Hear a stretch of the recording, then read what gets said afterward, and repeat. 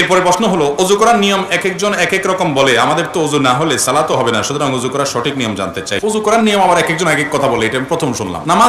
নামাজের মাসআলা নিয়ে অনেক মত পার্থক্য আছে, অনেক গন্ডগোল ঝামেলা আছে, অজু নিয়ে ঝামেলা আছে, আমি তো জানি না, প্রায় সবই এক। তারপরে তিনি জানতে চেয়েছেন অজুর সুন্নাত তরিকা হলো আপনি প্রথম 2 হাতের কবজি পর্যন্ত ধোবেন, 2 হাতের কবজি পর্যন্ত 3 বার ধোবেন। এরপরে পানি নিয়ে 3 বার কুলি করবেন। কয়বার কুলি করবেন?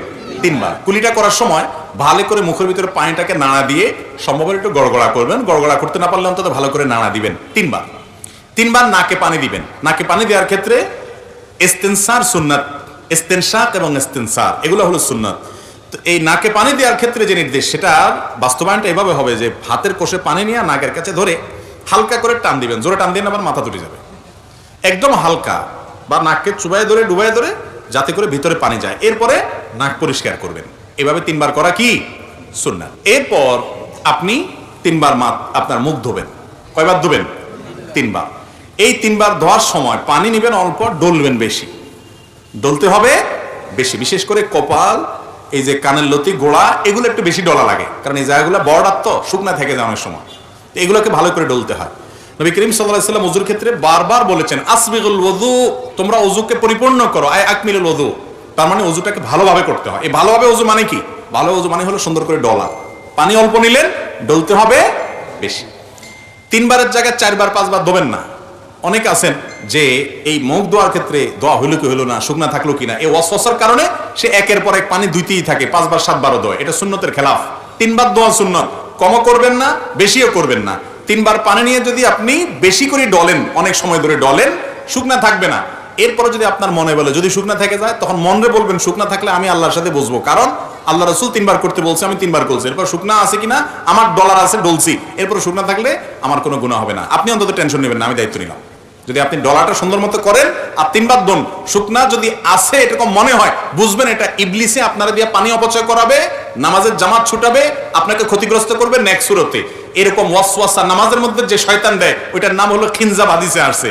ওইটা বিশেষ এক টাইপের ইবলিস আছে যে মানুষের নামাজের মধ্যে বিশেষ করে যত রকম ওয়াসওয়াসা আছে সেগুলো দেয়। এজন্য এটা ওই ইবলিসের কথা শুনবেন না। যদি মনের ভিতরে ওয়াসওয়াসা আসে, বুঝুন যে ইবলিস হাজির হয়ে গেছে। আপনার অজুতে বেশি পানি নষ্ট করায়, বেশি সময় নষ্ট করায় আপনাকে ক্ষতিগ্রস্ত করবে। আপনার মনে হবে যে 3 বারের জায়গায় আমি 5 বার দিতেছি, আমি তার বেশি ভালো করতেছি। বেশি ভালো, বেশি ভালো, এই বেশি ভালো তো ভালো না। বেশি ভালো কি ভালো? ভালো না। তাহলে কয়বার দিতে হবে? 3 বার। এই 3 বার ধোবেন। দাড়ি যদি পাতলা হয় তাহলে একেবারে গোড়া পর্যন্ত যেন যায়, এরকম পানি দিয়ে চেষ্টা করবেন আপনার গোড়া পর্যন্ত পানি পৌঁছানোর। গেল এটা। এরপরে 3 বার হাত ধোবেন। এই হাত ধোয়ার ক্ষেত্রে আগে ডান হাত ধোবেন, সবাই তো ডান দিয়ে শুরু করি আমরা আলহামদুলিল্লাহ। এই কোণে পর্যন্ত ভালো করে ডলবেন, পানি নেবেন অল্প, এরপরে 3 বার বাম হাত ধোবেন, শেষ। শুরুতে বিসমিল্লাহ বলবেন, বিসমিল্লাহ বলে করবেন। আরেকটা জিনিস রয়ে গেছে, মেসওয়াক, গুরুত্বপূর্ণ জিনিস। অজুতে শুরুতে আপনি কি করবেন? মেসওয়াক করবেন। মেসওয়াক তো এখন আমাদের আর নাই, হারায় গেছে। কয়জনের পকেটে মেসওয়াক আছে দেখাতে পারবেন এখন? 2 জন, আর হয়তো 2-4 জন হবে। মেসওয়াক নাই, ভালো করে শুনে রাখেন। নবী করিম সাল্লাল্লাহু আলাইহি সাল্লাম বলেছেন, লাউলা আন আশুক্কা আলা উম্মতি লা আমারতুহুম বিসওয়াক, যদি আমার উম্মতের জন্য মেসওয়াকটাকে আমি কঠিন মনে না করতাম, আমি মেসওয়াক করাটাকে আবশ্যক, ফরজ ওয়াজিব করে দিতাম, অর্ডার জারি করে দিতাম যাতে সবাই মেসওয়াক করে। কারণ মেসওয়াক এটা মুমিনের জন্য, ইমানদারের জন্য অনেক উপকারী একটা জিনিস। এটা শুধুমাত্র দাঁত পরিষ্কার করো না, এটার সাথে অনেক কিছু সম্পর্ক আছে, ইমানের সম্পর্ক আছে। ইমানে মৃত্যু যে আমলগুলোর মাধ্যমে হয়, সে আমলগুলোর মধ্যে থেকে একটা হলো মেসওয়াক। মেসওয়াক বেশি বেশি করার মাধ্যমে মৃত্যুর সময় ইমান নিয়ে যাওয়ার তৌফিক নসিব হয়। প্রিয় নবী সাল্লাল্লাহু আলাইহি ওয়াসাল্লামের জীবনের শেষ আমল কোনটা জানেন? একবারে শেষ আমল, যার পর আর কিছু করতে পারেন নাই, নিঃশ্বাস বন্ধ হয়ে আল্লাহর কাছে চলে গেছেন, রফিকে আলার সাথে সাক্ষাৎ করতে গেছেন, সেই শেষ আমলটা ছিল মেসওয়াক। নবী করিম সাল্লাল্লাহু আলাইহি ওয়াসাল্লাম আয়েশা রাদিয়াল্লাহু তাআলা আনহার কোলে মাথা রেখে তিনি যখন অসুস্থ, মৃত্যুসজ্জায় শায়িত, মারা যাওয়ার ঠিক আগ মুহূর্তে, ওয়াফাতের ঠিক আগ মুহূর্তে তার মেসওয়াকটা দিয়েছেন আয়েশা রাদিয়াল্লাহু তাআলা আনহাকে। এটাকে চাবায়া যে নরম করবেন, এই শক্তিটা তার শরীরে ছিল না, এত দুর্বল হয়ে গেছেন। তখন আয়েশা রাদিয়াল্লাহু তাআলা আনহা নিজে চাবায়া সেটাকে নরম করে নবী সাল্লাল্লাহু আলাইহি ওয়াসাল্লামের হাতে তুলে দিয়েছেন। তিনি সে মেসওয়াক করেছেন। এই মেসওয়াক করতে করতেই এরপর দুনিয়া থেকে চলে গেছেন। কত গুরুত্বপূর্ণ আমল হলে নবী সাল্লাল্লাহু আলাইহি ওয়াসাল্লাম জীবনের শেষ আমল এটা হয়। আর ইবলিস এখন আমাদের থেকে এই আমলটাকে এমন ভাবে বিদায় করেছে, হাজার হাজার মানুষের মধ্যে 2-4 জন মেসওয়াক তারা করে না, ওযু করে নামাজ পড়ে কিন্তু মেসওয়াক করে না। ভাইরা আমার, আমাদের দাঁতে যে নার্ভগুলো আছে এগুলোর সাথে ব্রেইনের একটা সম্পর্ক আছে। মেসওয়াক এটা করার মাধ্যমে আল্লাহ রাব্বুল আলামিন বান্দার ব্রেইনে ঈমানকে তরতাজা রাখেন, এবং এটা নিয়ে বেশ কয়েকটা গবেষণা আছে, দারুণ দারুণ কিছু গবেষণা আছে। এই গবেষণাগুলো আমি যাদের প্রতি খুব আস্থা রাখি, এরকম কিছু ভাইরা আমাকে পড়ে তার নির্যাসটা জানিয়েছে। আমি তাদের উপরে ভরসা, তাদের উপর আস্থা রেখে আমি সেই আর্টিকেলগুলো সম্পর্কে টুকটাক আরো জানার চেষ্টা করেছি। করার পরে আমার কাছেও পরিষ্কার হয়েছে তাই যে মেসওয়াকের সাথে মানুষের ইমানে মৃত্যু নসিব হওয়ার একটা সম্পর্ক অনেক সুনিবিড় আছে। আমরা ব্রাশ করেন আপনি ব্রাশ, আমরা আজকাল আঠালো খাবার খাই, চকলেট খাই, এমন কিছু খাই যেগুলো 1400 বছর আগে মানুষরা খেতেন না, সেই হিসাবে আমরা ব্রাশ করি, পেস্ট ব্যবহার করেন, কিন্তু মেসওয়াকটা ছাড়বেন না। মেসওয়াকটা এটা শুধুমাত্র দাঁত পরিষ্কার করা না, এটা দাঁত পরিষ্কার করা ছাড়াও এর স্পিরিচুয়াল অনেক পাওয়ার, এর আধ্যাত্মিক অনেক পাওয়ার, স্পিরিচুয়াল অনেক পাওয়ার আছে যেটা আমরা বুঝি না। কিরকম হলে মেসওয়াকের কথা এভাবে বলেছেন? কেন ওযুতে তো কুলি করাও সুন্নাত। নবীজি তো বলেন নাই যে আমি যদি আমার উম্মতের জন্য কুলি করাটাকে কঠিন মনে না করতাম ফরজ করে দিতাম, তা তো বলেন নাই। নাকে পানি দেওয়াটাকে তো এভাবে বলেন নাই, অন্য সুন্নাতের কথা তো এভাবে বলেন নাই। এই মেসওয়াকের কথা এত গুরুত্ব দিয়ে বলেছেন। আরো মজার বিষয়, মেসওয়াক শুধু ওযুর সময় না, নামাজের সময় রাসূল আকরাম সাল্লাল্লাহু আলাইহি ওয়াসাল্লাম ইবনে হাদিস থেকে নামাজের সময় মেসওয়াকের কথা বলা আছে। এইজন্য সৌদি আরবে গেলে, আপনার মক্কা মদিনায় গেলে দেখবেন আরাবিয়ানদেরকে তাদের পকেটে মেসওয়াক থাকে, ম্যাক্সিমাম আরাবিয়ানদেরকেই। নামাজে দাঁড়াইছে, তারা বাইর করে একামত দিচ্ছে, তারা দাঁতের উপরে মেসওয়াকটা দিয়ে ঘষে আবার সেটাকে রেখে দিচ্ছে পকেটে। খুব সিম্পল।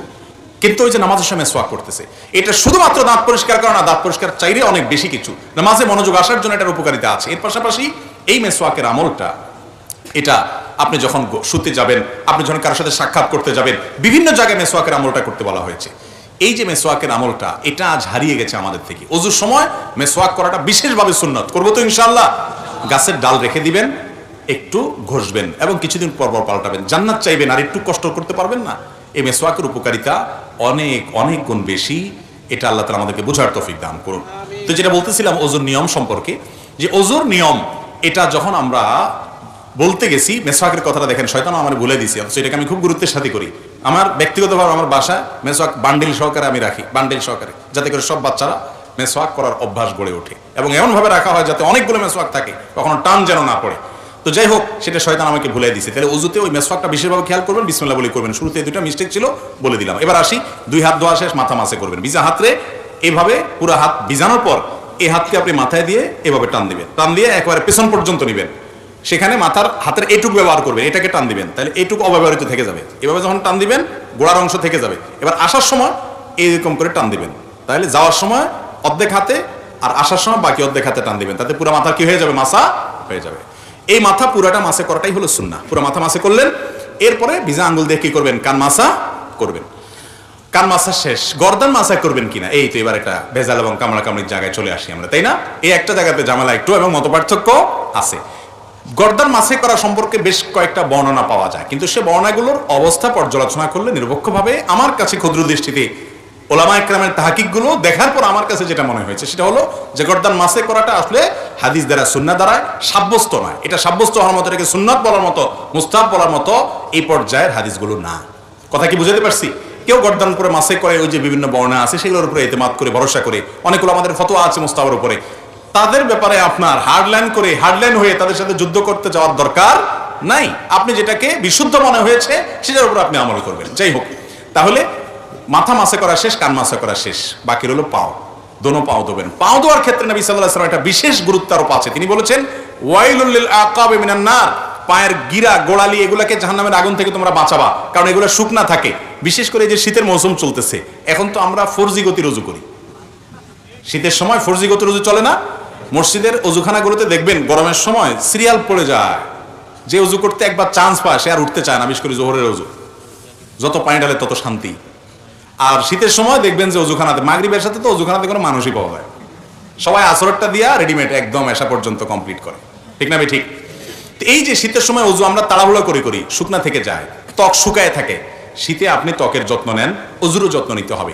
এই জন্য বিশেষভাবে পাও ডোলে ডোলে ভালো করে গিরা গোড়া এগুলো ধুতে হবে, এবং চিপা চাপাগুলোতে আঙ্গুলের খেলাল করতে হবে। এভাবে যদি আপনি 3 বার ডান পাও 3 বার বাম পাও ধোন, আপনার অজু কমপ্লিট।